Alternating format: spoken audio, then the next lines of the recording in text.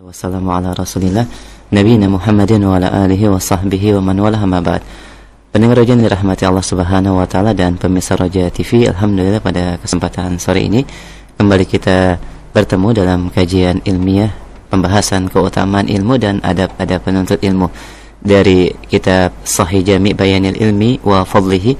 Kajian ini disampaikan secara langsung oleh Al-Ustaz Abu Yahya Badrussalam LC hafizahullahu ta'ala.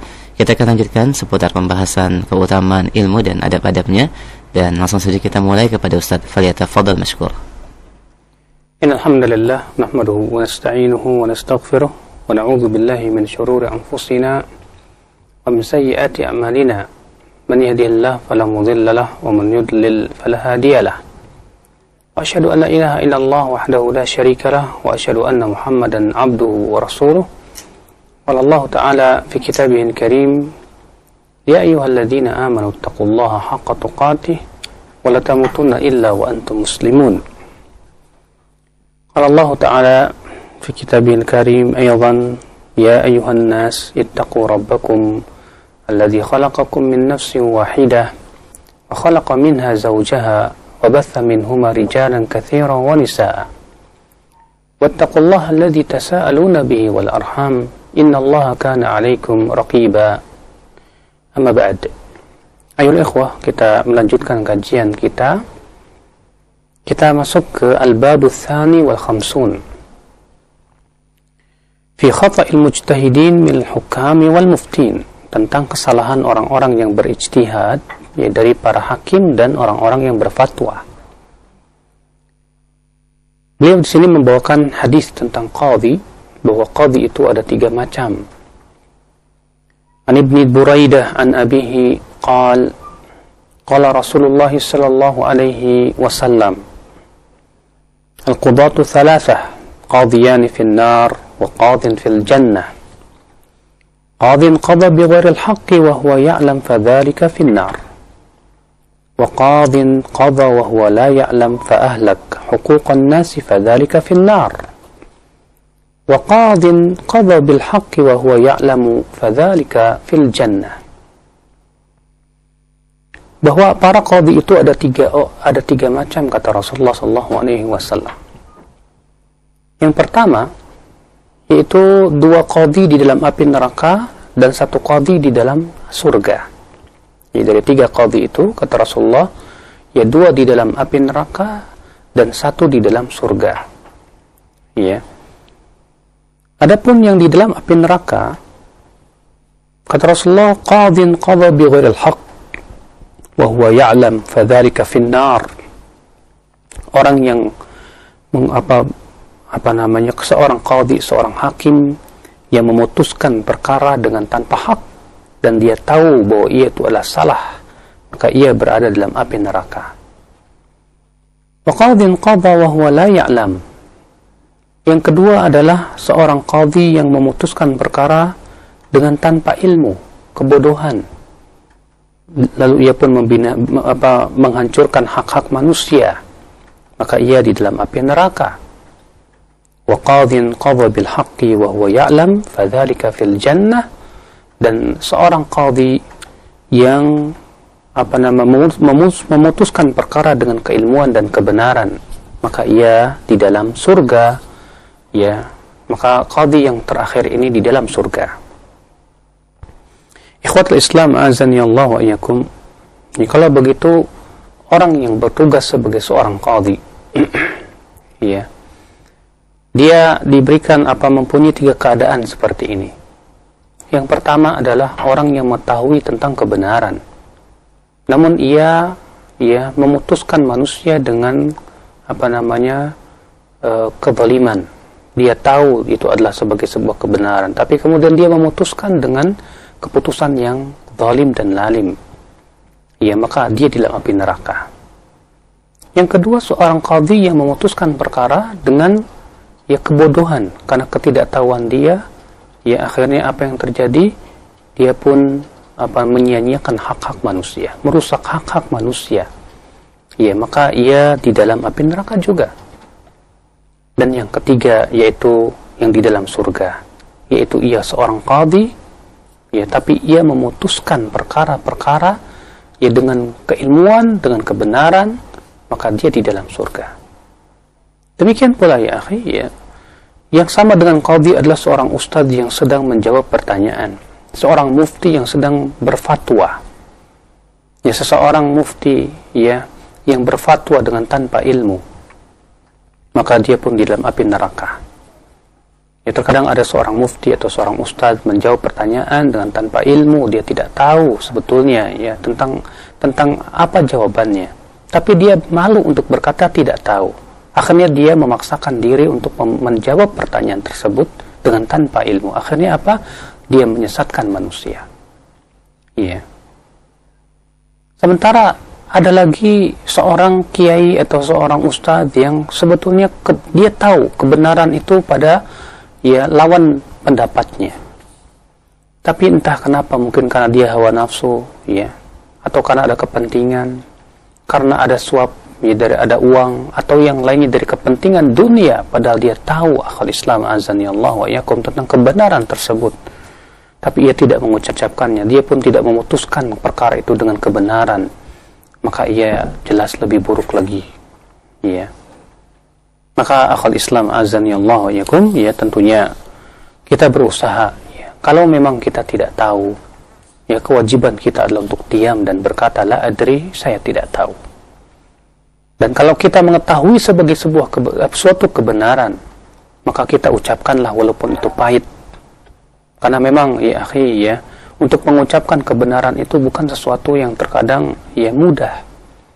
Ya, untuk mengucapkan kebenaran terkadang berat, pahit.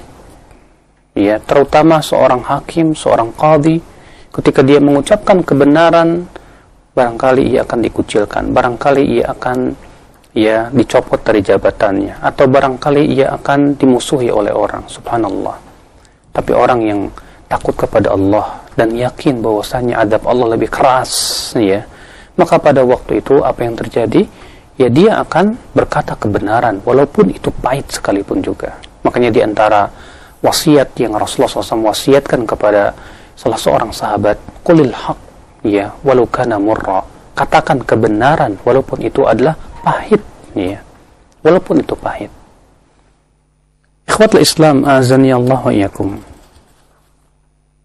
Kemudian beliau membawakan hadis ya, bahwa Rasulullah sallallahu alaihi wasallam bersabda dari Amr bin Al-As ya, idza hakama al-hakam wajtahada wa asaba falahu ajran wa in hakama wajtahad thumma akhta'a falahu ajrun.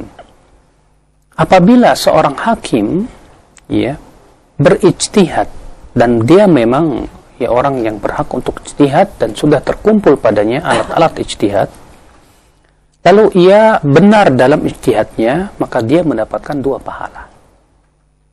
Dan apabila seorang hakim berijtihad ya, kemudian dia jatuh dalam kesalahan di mana tujuannya tentunya mencari kebenaran bukan mengikuti hawa nafsunya, maka ia mendapatkan 1 pahala. Ya. Qala Abu Umar, berkata Abu Umar ibn Abdul Barr, ikhtalafa al-fuqaha fi ta'wil hadzal hadits. Para fuqaha, para ulama berbeda pendapat dalam menafsirkan hadis ini. Faqala qaumun, berkata suatu kaum, la yu'jaru man akhta, ya tidak akan diberikan pahala orang yang jatuh ke dalam kesalahan. Li'anna al-khata' la yu'jar ahadun alaih wa hasbu an yurfa anhu al-ma'tham. Ya, karena kesalahan tidak mungkin diberikan pahala, tapi ia tidak berdosa saja. Ya. Lalu mereka menolak hadis ini dengan membawakan hadis yang lain, itu hadis Buraidah, bahwa Rasulullah SAW bersabda, tajawazallahu li ummati an khata'iha wa nisyaniha. Allah memaafkan umatku dari kesalahannya dan lupanya. Ya. Wa qala akharun, sementara ulama lain berpendapat, yu'jar fil khata' ajran wahidan ala zahiri hadis Amr ibn Al-As. Orang yang berijtihad dan dia memang ahlinya untuk ijtihad kemudian jatuh dalam kesalahan, dia tetap diberikan pahala. Ya, dia tetap diberikan pahala. Ya, sesuai dengan lahiriah hadis Amr bin Al-As tadi. Ya, karena di sini Rasulullah SAW membedakan antara orang yang berijtihad kemudian benar maka dia dapat 2 pahala, dengan orang yang berijtihad kemudian dia salah, dia mendapatkan 1 pahala. Dan ini nas, ya, tidak bisa ditolak oleh hadis yang tadi. Adapun hadis tadi ya tidak menunjukkan bahwa ia tidak diberikan pahala sama sekali. Wa qala Syafi'i rahimahullah. Berkata al-Imam Asy-Syafi'i rahimahullah, يؤجر ولكنه لا يؤجر على الخطأ لأن الخطأ في الدين ولم يؤمر به أحد وإنما يؤجر لإرادته الحق الذي أخطأه. Ia diberikan pahala, tapi pahala itu bukan karena kesalahannya, tapi karena keinginan dia untuk mencari kebenaran dan ijtihad dia. Ya, kenapa? Karena kesalahan dalam agama tidak pernah diperintahkan seorang pun juga. Ia diberikan pahala karena niatnya yang baik mencari kebenaran. Ya. Berkata Al-Muzani, faqad athbata Asy-Syafi'i fi qawlihi hadha anna al-mujtahid al-mukhti ahdatha fi ad-din ma lam yu'mar bihi wa lam yukallifhu wa innama ujira fi niyyati la fi khata'i. Di sini Imam Syafi'i rahimahullah menetapkan bahwa seorang yang mujtahid yang sudah berijtihad kemudian salah, ya, maka ia diberikan pahala niatnya saja, bukan karena kesalahan daripada ya ijtihadnya tersebut. Ya. Dan tentunya ya, apabila kita mengetahui kesalahan seorang mujtahid, kita tidak diperbolehkan untuk mengikutinya dengan alasan ya kan orang yang salah ya dapat 1 pahala. Kita katakan yang dapat 1 pahala itu adalah mujtahidnya. Adapun kalau kita tahu ya bahwa dia memang salah, kewajiban kita adalah meninggalkan pendapatnya tanpa mengurangi rasa hormat kita kepada ulama tersebut. Begitulah ya cara daripada menghormati ulama ya. Menghormati ulama itu bukan mensucikan ulama dari kesalahan, karena manusia tidak lepas dari kesalahan. Bukankah Rasulullah SAW bersabda, kullu bani Adam khata', ya, setiap anak Adam itu pasti bersalah. Ya. Karena setiap anak Adam pasti bersalah. Ulama manusia biasa. Karena manusia biasa, maka dari itu akal Islam azani Allah, ya, ketika ia jatuh di dalam kesalahan, ya, kewajiban kita adalah ya kita menerima yang hak sesuai dengan Al-Quran dan Sunnah, dan kita ya menolak kalau ternyata si imam tersebut salah di dalam memahami ayat ataupun berpendapat. Ya, Allahu a'lam. Ikhwatul Islam azani Allah wa iyyakum.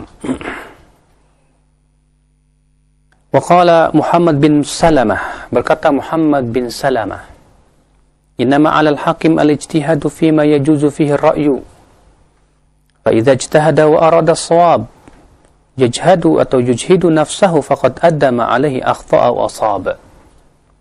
Seorang hakim kewajiban dia adalah berijtihad dalam perkara-perkara yang berboleh padanya ijtihad. Artinya dia ya, kapan seseorang boleh berijtihad? Ketika sudah tidak mendapatkan nas dari Al-Quran, hadis maupun ijma' para ulama. Sebab kalau sudah dia menemukan nas dari Al-Quran, dari hadis Nabi SAW, dari ijma para ulama, dia tidak boleh berijtihad. Kewajiban dia adalah mengikuti Al-Quran, hadis Nabi SAW yang sahih dan ijma. Tapi ketika dia tidak mendapatkannya, dia tidak mendapatkan ya nas dari Al-Quran, tidak mendapatkan nas dari hadis Nabi SAW, tidak pula ijma, silakan dia berijtihad dengan syarat dia memang orang yang ahli ijtihad. Ya. Adapun orang yang tidak ahli ijtihad, ya dia tidak menguasai ilmu alat, ya dia tidak menguasai bahasa Arab, dia pun tidak memahami bagaimana tata cara mentarjih ikhtilaf para ulama, bagaimana dia akan berijtihad? Bahkan Imam Syafi'i dalam kitab Jima'ul Ilm yang mengatakan bahwa orang yang tidak terpenuhi syarat-syarat ijtihad, bukan orang-orang yang bukan ahli ijtihad, benarnya saja salah. Kenapa? Karena dia tidak berhak berijtihad, tapi dia berijtihad. Ya, ikhwatul Islam azani Allah wa iyyakum. Kata beliau, apabila seorang hakim telah berijtihad dan niat dia adalah mencari kebenaran, ini perkara yang harus digarisbawahi ya, akhi. Bahwa niat dia mencari kebenaran, bukan mengikuti hawa nafsu. Berapa banyak orang yang mencari dalil, niatnya bukan mencari kebenaran, tapi hanya sebatas untuk ya mendukung pendapatnya saja. Makanya Imam Al-Auza'i rahimahullah berkata apa? Siapa yang mencari hadis hanya untuk menguatkan pendapatnya saja, maka itu tanda pengikut hawa nafsu. Ya. Kita mencari hadis, mencari dalil bukan untuk menguatkan pendapat kita yang telah kita yakini sebelumnya, tapi niat kita adalah untuk mencari kebenaran. Apakah memang pendapat saya ini kuat atau tidak? Makanya berapa banyak orang-orang yang mencari dalil ternyata hanya untuk menjadikan dalil itu sebagai tameng. Yang sebetulnya sandaran dia adalah pendapatnya dia. Tapi dia berusaha untuk mencari-cari dalil. Ya, bukan untuk mencari kebenaran, tapi untuk hanya sebatas menguatkan pendapatnya saja. Ini tentu sebuah kesalahan ya di dalam berdalil ya. Beliau berkata lagi, walaysa ajidu fi ra'yin ala haqiqatihi annahu al-haq wa innama haqiqatuhu al-ijtihad. Ya, aku tidak menemukan dalam masalah ra'yu itu bahwa ia adalah hakikatnya sebagai sebuah kebenaran, akan tetapi ia adalah sifatnya ijtihad. Fa in ijtahada fa akhta'a fi uqubati insan famata lam yakun alaihi kafarah wala diyah. Kalau dia sudah berijtihad, dia sudah bersungguh-sungguh, kemudian salah dalam memberikan hukum kepada seseorang lalu mati orang tersebut, maka dia tidak perlu membayar kafarat selama dia memang sudah berusaha, sudah berijtihad, dia memang ahlinya dan tujuan dia adalah mencari kebenaran. Ya. Akhul Islam, a'azani Allah wa iyyakum. Kemudian kita masuk ke al-babul tsalits wal khamsun, bab yang ke-53. Itu nafyul iltibas fil farqi baina ad-dalili wal qiyas. Wa dzikru man dhamma al-qiyas ala ghairi aslin wa ma yarudduhu min al-qiyasi aslun. Ya, peniadaan kesamaran antara perbedaan dalil dengan qiyas. Ya. Berkata Abu Umar Ibn Abdul Bar, penulis kitab ini, la khilafa baina fuqaha'il amsar wa sa'iri ahli sunnati wa hum ahlul fiqh wal hadithi fi nafyi al-qiyas fi at-tauhid wa ithbati fi al-ahkam. Illa Dawud bin Ali bin Khalaf al-Asfahani thumma al-Baghdadi wa man qala biqawlihim fa innahum nafaw al-qiyas fi at-tauhid wal ahkami jami'a. Tidak ada perselisihan dari para ulama di seluruh negeri dan kalangan ahlu sunnah wal jamaah, di mana mereka adalah ahli fikih dan hadis, ya, bahwa qiyas dalam masalah tauhid itu tidak diperbolehkan. Adapun masalah hukum, maka itu berlaku.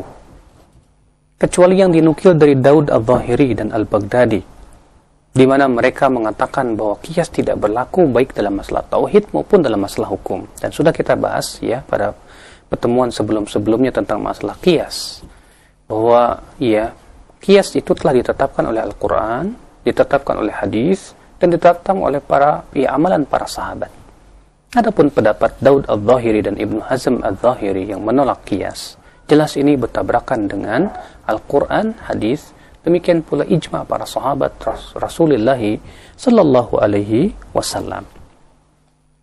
Ikhwatul Islam, azani Allah iyakum. Kemudian beliau menyebutkan dalil-dalil ya tentang masalah qiyas, dan tidak perlu kita ulangi lagi karena kita sudah pernah membahas ya tentang masalah qiyas ini, dan bahwasanya yang sahih dan yang rajih bahwa qiyas itu ditetapkan oleh syariat kita dan digunakan oleh Rasulullah SAW dalam beberapa ya kejadian-kejadian, dan bahkan para sahabat pun juga yang menggunakan qiyas. Tapi ingat ya bahwa qiyas itu termasuk ra'yun dan ijtihad. Tidak boleh seseorang memakai qiyas, menggunakan qiyas, analogi, kecuali apabila dia telah menguasai tentang masalah qiyas. Ya, apa syaratnya, apa rukunnya, bagaimana tata cara penggunaannya. Ya, sehingga pada waktu itu ia tidak jatuh di dalam kesalahan dalam penggunaan qiyas. Wallahu alam. Saya kira cukup ya kita menuju tanya jawab. Nah. Baik, Ustaz, jazakallahu khair atas penjelasan dan apa yang disampaikan dari pembahasan ini, dan kami berikan kesempatan bagi para pendengar Roja. Silahkan bagi Anda yang ingin bertanya secara langsung di line telepon 0218236543, dan untuk pertanyaan pesan singkat Anda bisa sampaikan di 0819896543, dan jangan lupa untuk menyertakan nama dan alamat Anda. Satu pertanyaan dari pesan singkat sebelum kami terima dari telepon, kami angkat terlebih dahulu dari pendengar kita, Ustaz. Assalamualaikum warahmatullahi wabarakatuh. bagaimanakah kedudukan seorang hakim yang memutuskan perkara bukan berdasarkan hukum Allah Subhanahu wa taala, itu berdasarkan Al-Qur'an dan Sunnah, akan tetapi hanya berdasarkan hukum yang berlaku dalam sebuah negara? Ustaz, mohon penjelasannya, jazakallahu khair. Tentunya ya, berhukum kepada hukum selain Allah adalah merupakan perkara yang tercela. Allah Subhanahu wa taala di dalam Al-Qur'anul Karim ia mencela orang-orang yang berhukum dan hukum selain Allah Subhanahu wa taala. Ya. Allah berfirman, "Wa man lam yahkum bima anzalallah fa ulaika humul kafirun, wa man lam yahkum bima anzalallah fa ulaika humul zalimun, wa man lam yahkum bima anzalallah fa ulaika humul fasiqun." Siapa yang tidak berhukum dan hukum Allah maka dia kafir. Siapa yang tidak berhukum dan hukum Allah maka dia zalim. Siapa yang tidak berhukum dan hukum Allah maka dia fasik. Di sini Allah menyebutkan ada 3 hukum. Maka dari itu para ulama mengatakan bahwa orang yang berhukum dan hukum Allah dengan selain hukum selain Allah, ya, dengan keyakinan bahwa berhukum dan hukum selain Allah itu adalah perkara yang dihalalkan oleh Allah, maka orang seperti ini telah jatuh kepada kufur besar yang bisa mengeluarkan pelakunya dari millatul Islam.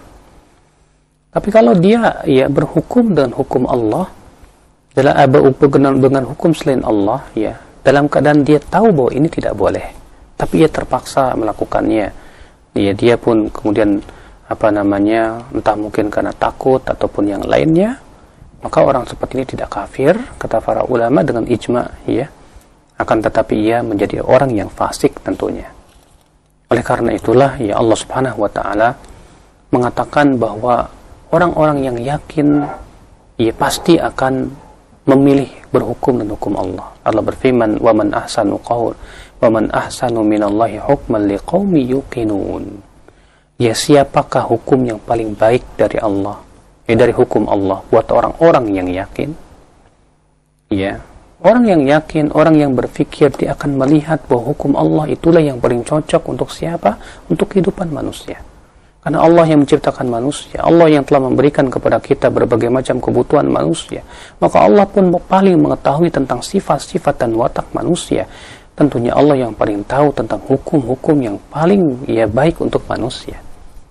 Maka dari itulah tentunya hendaklah seorang hakim bertakwa kepada Allah, berusaha untuk berhukum dengan apa yang Allah turunkan. Ya, kalau memang ada nasnya yang sharih dalam Al-Quran dan hadis. Ya, tapi kalau tidak ada nasnya dia berusaha untuk berijtihad, ya. Tentunya ijtihad juga harus memenuhi syarat-syaratnya. Allahu a'lam. Nah. Baik, jazakallahu khairan atas jawaban dan penjelasannya. Kami berikan kesempatan berikutnya, ada Bapak Sirajuddin di Sumatera. Silakan, Pak. Silakan, Pak. Halo. Baik. Nampaknya terputus. Kami berikan kesempatan berikutnya bagi pendengar yang lain. Silahkan, masih di 0218236543. Kami akan angkat terlebih dahulu pertanyaan berikutnya dari pesan singkat. Assalamualaikum warahmatullahi wabarakatuh. Fik ya Ustaz, bagaimanakah seharusnya Anda menyampaikan sunnah dan kebenaran kepada orang-orang yang masih awam, sehingga saya seringkali kalah dalam perdebatan? Ustaz, dari Irma, jazakallahu khair. Terima kasih ya kepada penanya tadi. Yang harus kita fahami ya bahwa apabila kita belum mempunyai ilmu untuk menyampaikan, maka hendaklah kita menjauhi perdebatan. Karena perdebatan itu tidak akan memberikan manfaat. Bahkan perdebatan itu lebih banyak mengeraskan hati. Ya, oleh karena itulah banyak sekali perkataan-perkataan para ulama yang mengecam atau mencela perdebatan. Maka kita berusaha menuntut ilmu dulu, kita memperdalam ilmu dulu, kita berusaha untuk memahami perkara-perkara dengan dalil-dalilnya. Setelah itu baru kita menyampaikan kepada manusia. Adapun ketika kita kurang paham tentang dalil, kurang keilmuan kita, lalu kemudian kita sampaikan kepada orang, lalu orang itu ternyata juga punya syubhat, akhirnya terjadi dialog, debat dan yang lainnya, akhirnya kita selalu kalah. Akhirnya semakin orang tersebut yang kita dakwai semakin yakin bahwa dia di atas kebenaran dan bahwasanya kita di atas kesalahan. Kenapa? Karena kurangnya keilmuan kita. Kenapa? Karena kurangnya pengetahuan kita dan tata cara dalil-dalil yang betul-betul yang mendukung daripada dalil-dalil pendapat-pendapat ya sebagai sebuah kebenaran tersebut ya. Wallahu a'lam. Nah. Baik, jazakallahu khairan atas penjelasannya. Kami berikan kesempatan berikutnya dari pendengar. Silakan Pak Misli. Halo. Halo, silakan Pak. Halo, terputus kembali. Kami berikan kesempatan berikutnya untuk pendengar yang ingin menghubungi kami masih di 0218236543. Assalamualaikum warahmatullahi wabarakatuh. Bagaimana kami orang awam membedakan bahwa orang tersebut layak untuk beristihad atau tidak, Ustaz? Jazakallahu khair. Tentunya ya, orang awam tidak bisa menentukan ya. Kenapa demikian? Sebuah contoh misalnya, kalau antum bukan orang yang ahli di dalam bangunan, ketika melihat pekerjaan seorang tukang bas, ya antum kelihatannya sih rapi-rapi aja, bagus ya, menurut pandangan kita orang awam yang tidak paham tentang masalah bangunan. Tapi ketika seorang ahli bangunan yang sudah betul-betul paham tentang bangunannya dan bagaimana ya bangunan yang kokoh dan yang lainnya, ketika melihat pekerjaan orang lain, dia bisa menilai ini bangunan wah bagus ya, berarti memang ya pekerjaannya bisa diterima. Demikian pula orang yang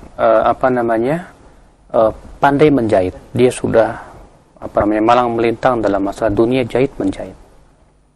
Nah, ketika dia melihat jahitan orang, ya, dia akan bisa menilai ini jahitan bagus apa tidak. Sedangkan kita yang tidak punya pengalaman tentang masalah jahit menjahit, ya kita cuma lihat secara lahiriah rapi, selesai. Ya, tapi ternyata orang yang mempunyai kelebihan ilmu ya bisa menilai. Makanya ya untuk menilai seseorang itu dalam ilmunya atau tidak, ya dia seorang ahli ijtihad atau tidak, itu adalah yang menilai orang-orang yang memang sudah betul-betul ahli juga tentunya. Ya tidak menafikan kalau seorang awam ketika melihat dan berusaha melihat ya dari sisi tulisan-tulisan dia, ceramah-ceramah dia akan tampak. Iya. Karena terkadang orang awam tidak bisa membedakan mana seseorang yang betul-betul ahli dan mana orang yang belum ahli. Iya, karena kurangnya keilmuan dia. Kurangnya pengetahuan dia. Sehingga ketika dia melihat ada yang sesuatu yang lebih dari dirinya, dia akan memandang dia hebat. Padahal ya barangkali ia bukan ahlinya. Ya, Allahu a'lam. Nah. Baik, jazakallahu khairan atas jawaban dari pertanyaan tadi. Kita angkat kembali pertanyaan berikutnya dari telepon dengan Abu Sausan di Indramayu. Silahkan Bapak. Assalamualaikum warahmatullahi wabarakatuh. Waalaikumsalam warahmatullahi wabarakatuh. Tadi dikatakan bahwa mengikuti istihad yang salah kita tidak boleh karena yang dapat pahala istihadnya salah. Yang satu pahala itu adalah hanya yang melakukan istihad, seperti itu ya Ustaz ya. Betul. Tapi kemarin dalam kasus dalam masalah penentuan Hari Raya Idul Fitri kan sempat ada perbedaan antara pemerintah dan beberapa orang yang telah menyatakan melihat hilal. Kemudian kita mengikuti pemerintah yang walaupun berbeda dengan orang yang yakin bahwa telah melihat hilal seperti itu kan, bahwa kaidahnya adalah kita harus mengikuti penguasa atau umaroh yang telah beristihad. Nah, kalau dibandingkan dengan keterangan yang Ustadz yang tadi seperti apa Ustadz? Karena kan kalau kita yakin bahwa ada yang sudah melihat hilal walaupun dengan mata telanjang kan sebenarnya kan sudah masuk hari raya atau satu Syawal gitu Ustaz. Iya. Apa itu tetap harus kita ikuti begitu Ustaz. Naam, jazakumullahu khairan. Assalamualaikum warahmatullahi wabarakatuh. Assalamualaikum warahmatullahi wabarakatuh. Terima kasih kepada Bapak yang di Indramayu, sebuah pertanyaan yang sangat bagus sekali ya. Tentunya Bapak ya. Kesalahan itu kalau jelas-jelas bertabrakan dengan nasun yang sharih. Nas yang sangat sharih sekali. Iya. Permasalahannya Bapak ya, tentang permasalahan orang yang melihat hilal. Kemudian ternyata ketika dilaporkan ke pemerintah atau qadhi, persaksiannya ditolak. ya, ditolak dan tidak diterima. Nah, para ulama berbeda pendapat dalam masalah ini, apakah dia tetap ya mengamalkan sesuai dengan apa yang dia lihat, ataukah dia mengikuti keumuman pemerintah, ikut pemerintah dalam hal ini. Karena masalah tidak ada dua nas yang seakan bertabrakan. Yang pertama, ya Allah dalam Al-Quran memerintahkan kita untuk berpuasa dengan melihat hilal. Rasulullah SAW sabda, "Faman syahida minkumu syahra falyasum." Siapa di antara kamu yang menyaksikan hilal, maka hendaklah ia berpuasa. Juga Rasulullah SAW sabda, "Sumu li ru'yatih wa aftiru li ru'yatih." Berpuasalah dengan melihat hilal dan berbukalah dengan melihat hilal. Namun ada hadis lain, ya, yang kita lihat tampaknya ya bertabrakan, yaitu Rasulullah SAW sabda, "As-sawmu yawma tasumun wal fitru yawma tuftirun wal adha yawma tudahun." Puasa itu pada hari kalian semua berpuasa, beridul fitri itu pada hari kalian beridul fitri, dan beridul adha semuanya pada hari kalian semua beridul adha. Imam Tirmidzi berkata, "Waqad fassara ba'du ahli al-ilm wa qala ya anna as-sawm wal 'id ma'al jama'ah wa 'idhamin nas." Ya, sebagian ahli ilmu menafsirkan ya hadis ini bahwasannya ya berpuasa dan berhari raya itu hendaklah ya bersama al-jamaah dan kebanyakan manusia. Sehingga menjadi ikhtilaf para ulama dalam mengkompromikan dua hadis ini. Ya. Apakah ketika kita melihat hilal kemudian kita sampaikan kepada penguasa kemudian ditolak, kita ikut berpuasa sesuai dengan yang kita lihat, ataukah kita ikut penguasa? Di sini Pak tidak ada nas yang sharih. Ya, sehingga untuk dikatakan bahwa pemerintah salah ya bagi mereka yang melihat hilal pun juga tidak bisa dimutlakan demikian. Karena masalahnya ada hadis yang menyuruh kita ikut ya kebanyakan manusia dan jamaah yang dimaksud di sini yaitu pemerintah tentunya. Iya.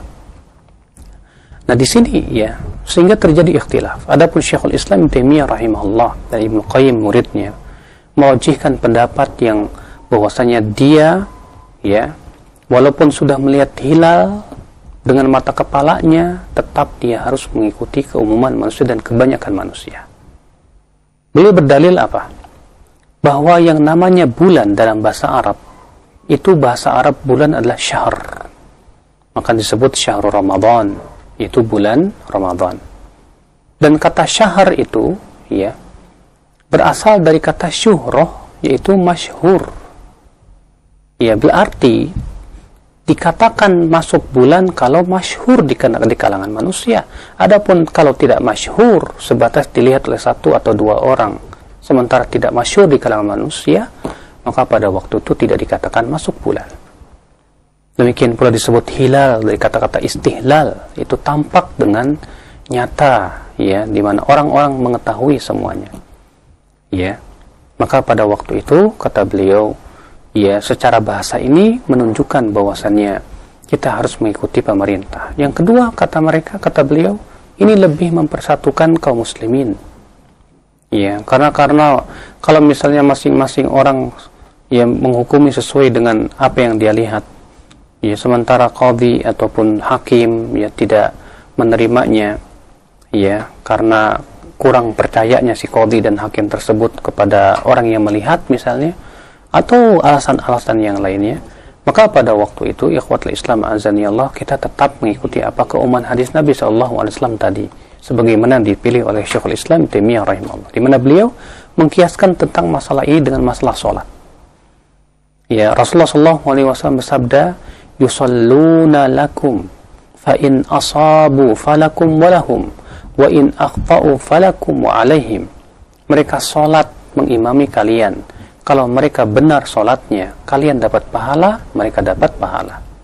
Kalau mereka para imam salah sholatnya, kalian tetap dapat pahala, mereka yang berdosa. Ya, artinya kalau imam melakukan kesalahan, ya, maka kesalahan itu tidak ditanggung oleh makmum. Imamlah yang berdosa. Demikian pula kata Ibnu Taimiyah rahimahullah, kalau si imam yang diserahkan padanya urusan masalah ru'yah ini salah dalam hal ini, entah berbuat curang ataupun yang lain, ya maka dialah yang menanggung dosanya. Adapun rakyat tidak menanggung dosa, ya. Wallahu a'lam tentang masalah ini, ya. Sehingga kita tidak bisa mutlakan bahwa dalam hal ini ia telah mengikuti kesalahan, ya. Karena masalah ada dua hadis yang saling seakan-akan bertentangan. Wallahu a'lam. Baik, jazakallahu khair atas jawaban dan penjelasannya, dan alhamdulillah ini menjadi jawaban bagi beberapa pertanyaan yang sama. Kami angkat selanjutnya pertanyaan berikutnya dari Bapak Edi di Sumatera. Silakan, Pak. Assalamualaikum Ustaz. Waalaikumsalam warahmatullah. Ana mau bertanya tentang masalah kurban Ustaz. Iya, silakan Bapak. Ini kan bagi yang ikut kurban kan bagi jatah atau bagian dagingnya mendapatkan sepertiga. Apakah sepertiga itu dibagikan oleh ketujuh nasab yang ikut kurban tersebut, atau hanya masing-masing yang mengikuti kurban tersebut? Dan yang kedua, bolehkah seseorang yang ikut kurban tersebut meminta bagian tubuh dari hewan sesembelihan tersebut, misalnya kaki? Maksudnya sembelihan kurban, hewan kurban tersebut. Pertanyaan yang pertama mungkin diulang kembali, Pak. Misalnya anak ikut kurban Kambing ya, Pak, ya? Kambing atau sapi? Iya. Baik. Iya. Kemudian anak meminta bagian kaki misalnya, apakah itu hal tersebut dilakukan Ustaz dalam Islam? Minta bagian kakinya saja gitu ya? Iya, terima kasih. Yang pertama, Pak? Yang pertama tadi tentang bagian daging kan sepertiga bagi yang ikut kurban. Apakah itu dibagi 7 orang dalam yang mengikuti kurban tersebut, atau kalau itu iuran, Pak, ya? Iya, benar. Baik. Iya. Baik. Itu saja.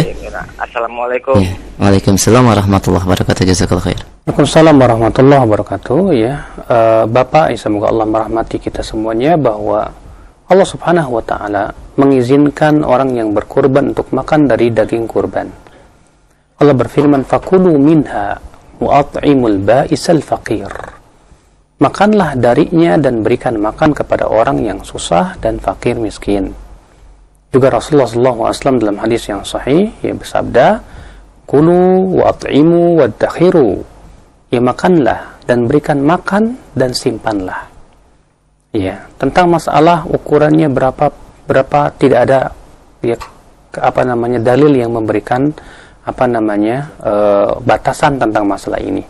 Yang jelas, ya, hewan kurban itu kita boleh memakan darinya. Kalau misalnya kita berkorban dengan kambing, kita minta 2 paha, ya, dua kaki kambing, ya, 2 paha kambing saya minta, nggak masalah, silahkan. Bahkan Rasulullah SAW mengizinkan untuk menyimpan dalam waktu yang lama dari daging-daging kurban yang kita sembelih tersebut. Ya, maka pada waktu itu, ya, di hewan kurban bisa dibagi 2, ya, setengahnya buat kita, setengahnya lagi buat fakir miskin, atau boleh dia bagi 3, ya, sepertiga buat kita, sepertiga buat fakir miskin, sepertiga buat kita berikan hadiah, misalnya buat karib kerabat kita, buat tetangga-tetangga kita misalnya. Itu sebagai rasa syukur kita kepada Allah Subhanahu wa taala. Wallahu a'lam. Baik, jazakallahu khair atas penjelasannya. Kami angkat kembali pertanyaan berikutnya, masih dari telepon. Ada pendengar kita di Cikampek. Silahkan, Ibu. Assalamualaikum warahmatullahi wabarakatuh. Waalaikumsalam warahmatullahi wabarakatuh. Mau menanyakan tentang surat Al-Mujadilah, Ustaz, ayat 11 Ustaz. Tentang berlapanglah di majlis. Apabila kejadiannya seperti kita sedang menghadiri majlis ta'lim, lalu kita ingin mengambil manfaat dari ayat tersebut, Ustaz, pada seseorang, tapi ternyata pikiran buruk, ternyata yang mau diberi tempat itu membawa anak banyak gitu, Ustaz. Jadi takutnya nanti tidak khusyuk. Gimana nih, Ustaz? Jadi gimana? Apakah berdosa tentang demikian? Lalu keutamaan tentang ayat tersebut gimana, Ustaz, melapangkan majlis itu? Baik, itu saja, Ibu. Assalamualaikum warahmatullahi wabarakatuh. Iya, Ibu, semoga Allah merahmati Ibu. Waalaikumsalam warahmatullahi wabarakatuh.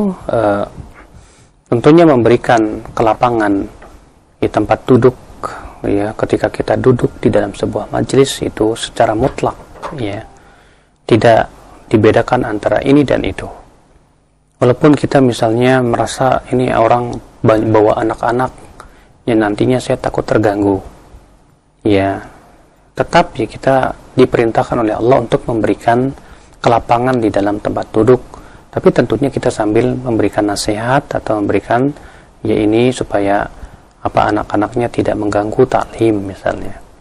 Ya, berikan masukan kepada ibu tersebut dan katakan kepadanya kita di sini sama-sama duduk untuk majelis ilmu, mencari ilmu. Ya, kalau bisa anak-anaknya dijaga ibu ya, supaya ya supaya tidak mengganggu orang-orang yang menuntut ilmu tentunya. Ya, wallahu a'lam. Nah. Baik, jazakallahu khair atas penjelasan dan jawabannya. Demikian Ibu, semoga Allah memberikan kemudahan untuk menunaikan syariat yang mulia ini. Kami angkat kembali pertanyaan dari pesan singkat dari Bapak Hartono Ustaz di Asahan, Kisaran. Pertanyaannya adalah, bolehkah seorang ulama memakai hadis yang dhaif atau lemah? Karena sebagian mereka, kami sambung dengan pertanyaan yang lain, berpendapat bolehnya menggunakan hadis dhaif atau lemah dalam fadilah amal, Ustaz. Dan ketika kita mengetahui kelemahan sebuah hadis, apakah kita tetap diperbolehkan mengikuti pendapat tersebut atau mencari pendapat yang lebih sahih? Iya. Tentunya memang ya masalah pengamalan hadis lemah dalam masalah fadilah amal menjadi ikhtilaf para ulama dalam masalah ini. Ketika ada seorang ulama mempunyai keyakinan bahwa boleh menggunakan hadis yang dhaif dalam fadilah amal, maka ya kemudian dia pun berfatwa ataupun menjawab dengan hadis dhaif tersebut. Bolehkah kita mengikutinya ketika kita tahu bahwa itu adalah hadis yang dhaif? Ya. Tentunya ya, kita harus memahami dulu tentang hakikat hadis dhaif itu sendiri. Ya, kenapa para ulama ya sebagian membolehkan mengamalkan hadis yang dhaif dalam masalah fadilah amal? Tentunya hadis yang lemah adalah hadis yang ada padanya keterputusan di dalam sanad, atau di sana ada perawi yang bermasalah ya karena kelemahan, keburuknya hafalannya misalnya. Di mana kelemahan ini memberikan rasa ragu kepada kita, apakah ya yang dia sampaikan itu memang benar atau sebagai sebuah kesalahan dalam penyampaian hadis. Ketika ini sifatnya masih ragu, ya, berarti ada kemungkinan benar dan ada kemungkinan salah. Dan kemungkinan salah dan benarnya itu masih kuat, sama-sama kuat. Nah, mereka yang mengatakan boleh mengamalkan karena mimbabil ihtiyat, kata mereka, untuk berhati-hati. Ya. Dan mereka yang mengatakan tidak boleh mengamalkan berkata ini masih menghasilkan keraguan. Sedangkan sesuatu yang sifatnya ragu, yaitu termasuk dhon. Sedangkan dhon itu tidak bisa menegakkan kebenaran sama sekali. Sebagaimana Allah berfirman, inna dhonna la yughni minal haqqi syai'a. Sesungguhnya dhon itu tidak akan menegakkan kebenaran sama sekali. Dan juga adanya hadis-hadis Nabi SAW ya, yang melarang kita untuk mengikuti dhon. Rasulullah SAW sabda, iyyakum wadh-dhon fa inna dhonna akdzabul hadis. Jauhi oleh kalian dhon, karena dhon itu adalah sedusta-dustanya perkataan. Juga dikarenakan ini masih mempunyai tingkat keraguan yang tinggi. Ya, sedangkan Rasulullah SAW menyuruh kita untuk meninggalkan yang ragu. Beliau bersabda, da' ma yaribuka ila ma la yaribuk. Ya, tinggalkan yang meragukan kepada apa yang tidak meragukan. Iya. Maka dasar-dasar seperti itu menunjukkan bahwa sesuatu yang sifatnya lemah tidak diperbolehkan tentunya untuk menetapkan sebagai sebuah kebenaran. Iya.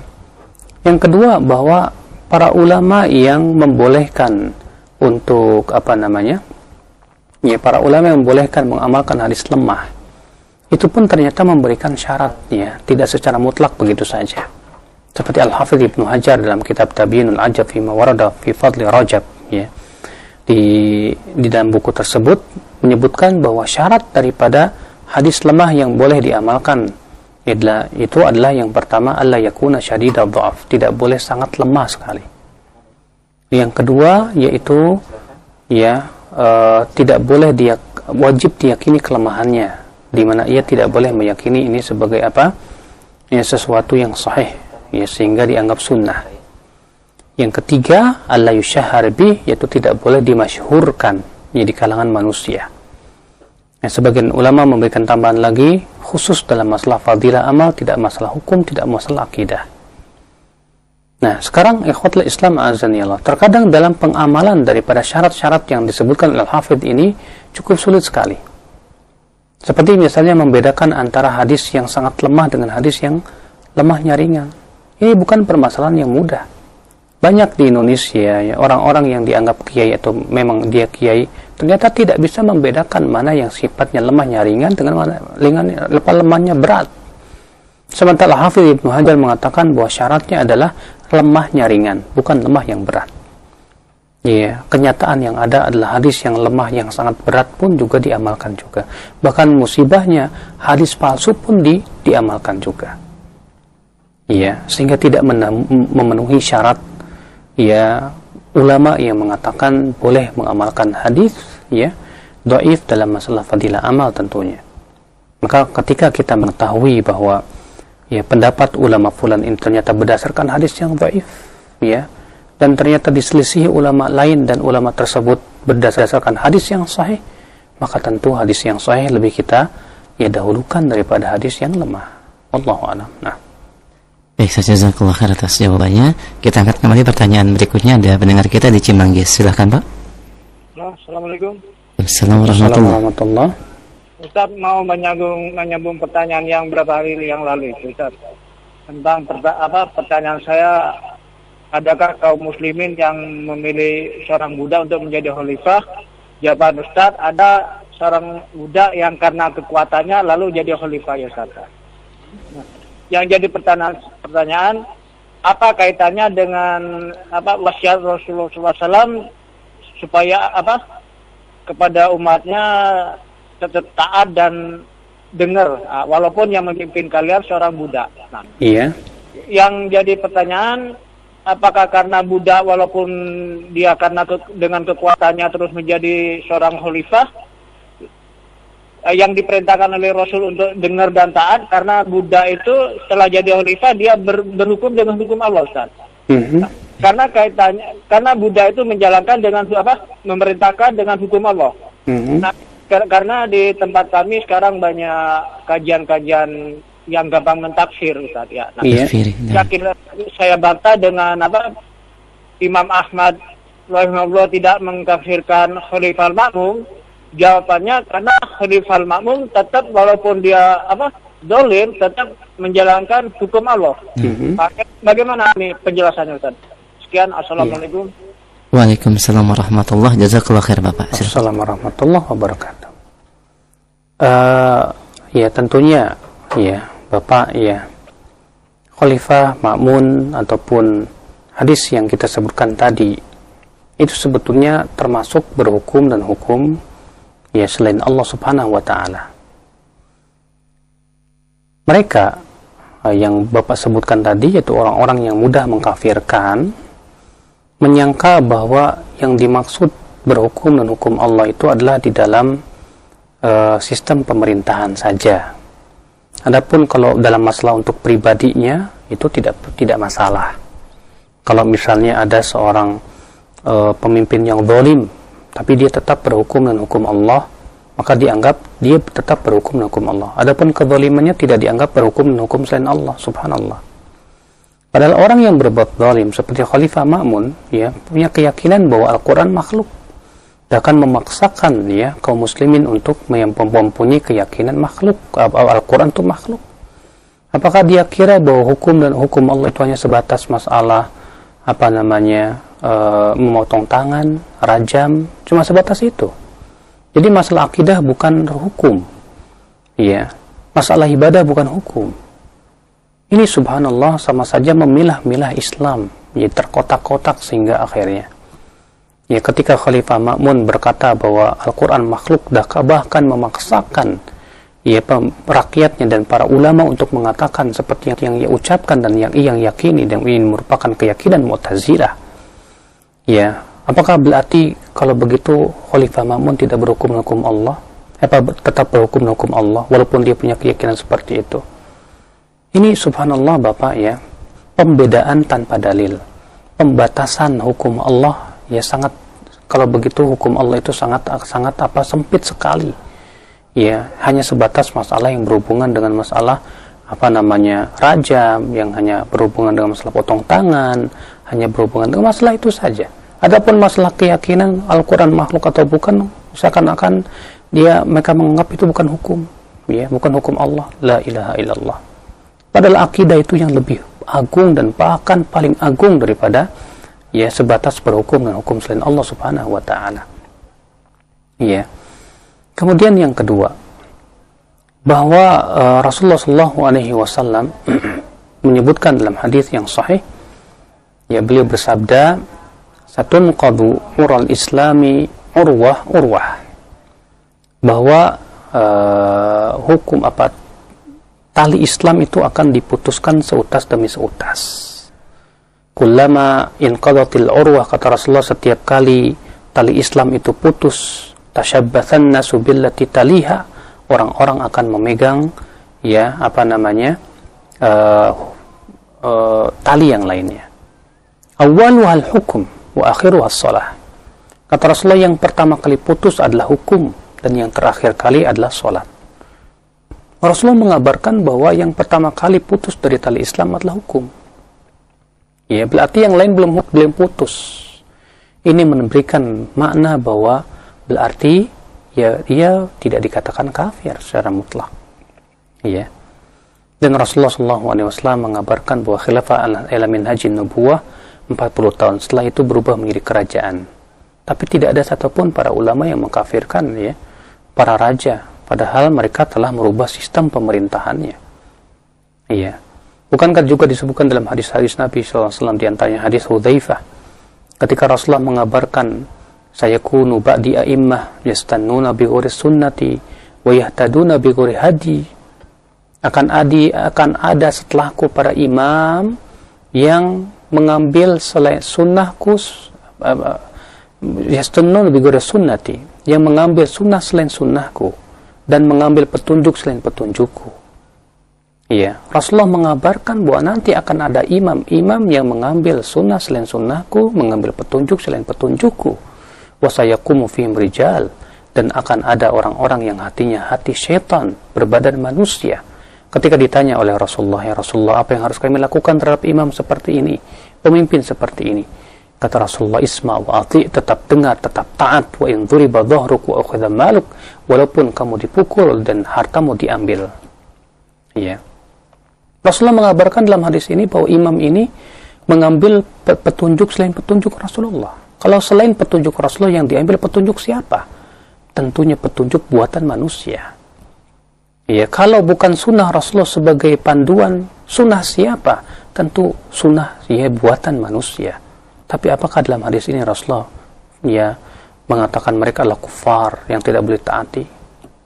Ya, bahkan Rasulullah mengabarkan akan ada pada mereka orang-orang yang hatinya hati setan berbadan manusia.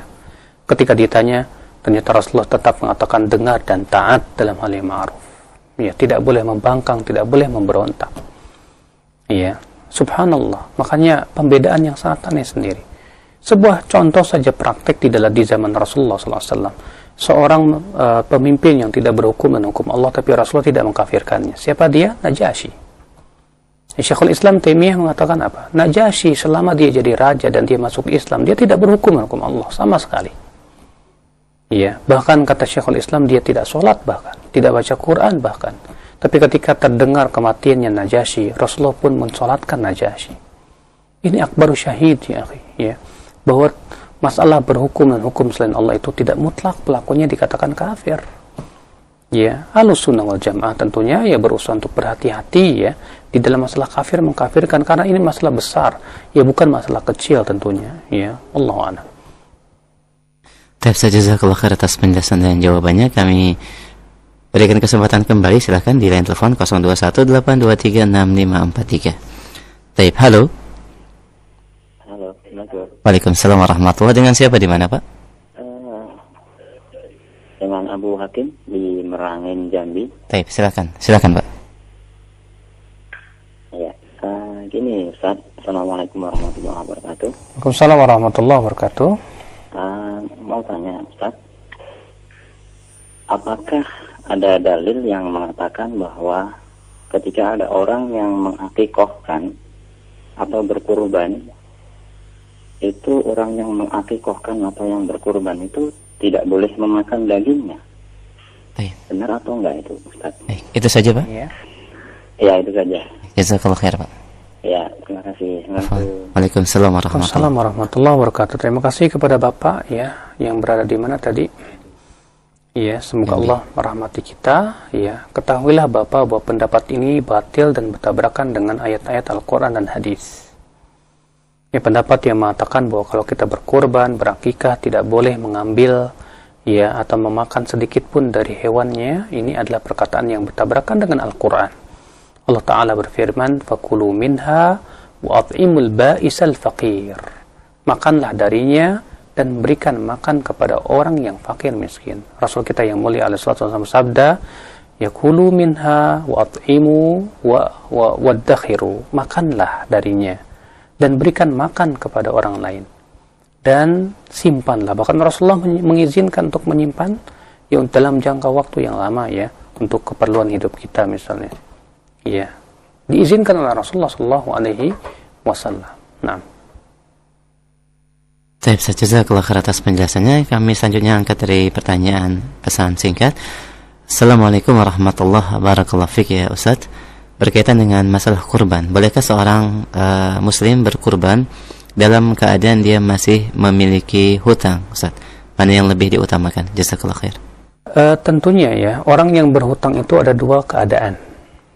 Ada orang yang sedang nyicil, misalnya dia beli mobil, akhirnya nyicil per bulan sekian demikian terus, sementara gajinya atau penghasilannya mungkin lebih daripada cicilan tersebut ya. Maka seperti ini tetap dia berkurban.